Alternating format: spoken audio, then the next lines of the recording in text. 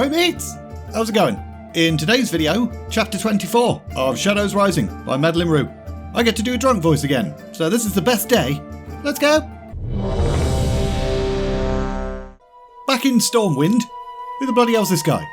Well, Anduin was sneaking around in a disguise made up of clothing he'd stolen from lost property and boot polish in his hair, so it was black and smelled like gas.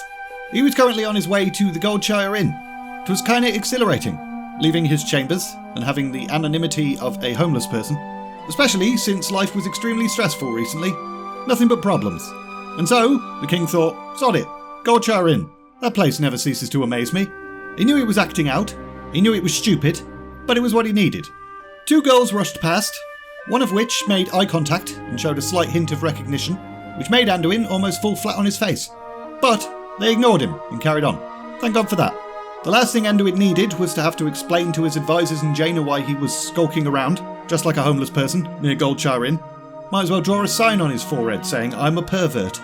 Anduin then came across two men outside the inn, arguing and drawing a crowd, about complete nonsense.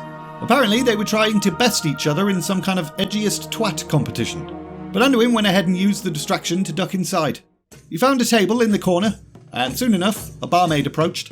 She was nice looking. And apparently she liked the cut of his jib too, because when she came back with his beer, she lingered. "What's your name?" "Jerick." What do I call you?" "Amalia."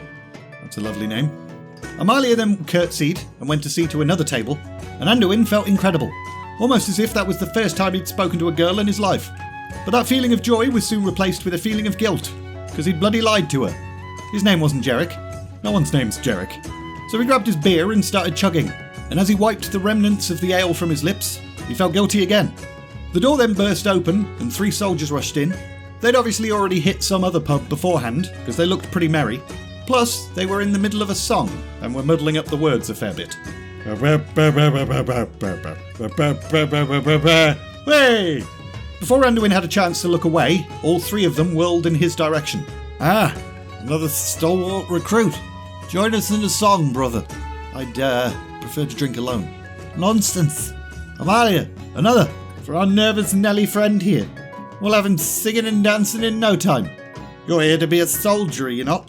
I can tell. I can spot a fighter at 20 paces. She can. She can. Shut up, brother. There's ale to be had, and glory to savour. Glory in the name of our king. My father died fighting for us. Died fighting Azeroth's fiends in the shadow of a great temple. Or, I don't know, an obelisk? Something. I vowed to take up his sword and carry it myself." "I'm sorry to hear that. I'm sure your father was a brave man."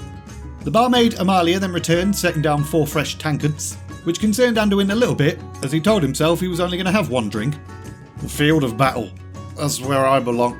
Where we all belong. For we are the Schnampins. Champions, you drunk knob." Whey!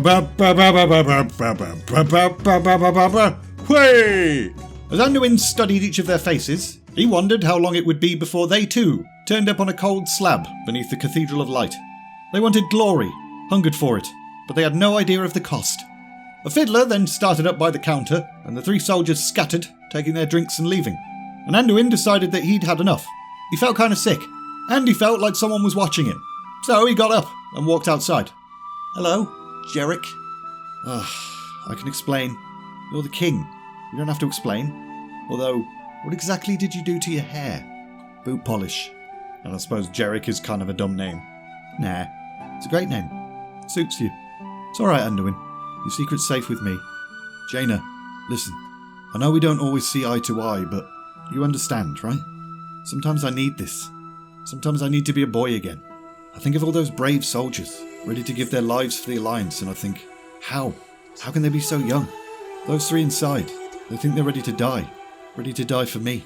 It isn't fair. You're young too, Anduin, and if you need Jerick to help you remember that, then yes, I understand. I mean, hey, I was here too tonight, so at least you can show your face. I just can't. Part of why I need this is because it means I'm not me for a while. I'm dumb, sloppy, probably a shit shoveler Jerick. Well, why don't you go back inside then, Jerick? You've had a long day, shoveling shit." And we're leaving it there! I find it kind of weird to know that the leader of the Alliance spends his evenings shit-shoveling Jerick. Maybe that's because I'm British. And I think it would be weird if I found out that our actual queen spent her evenings as shit-shoveling Charlene or something. Did I just commit treason with that joke? I'm probably going to get arrested now. As usual, link in the description if you're interested in buying this book. Also, there's links to my Discord server and my Patreon page too. If you enjoyed this video, like, subscribe, all of that bollocks. And all that's left to say is, thanks for watching, and see ya!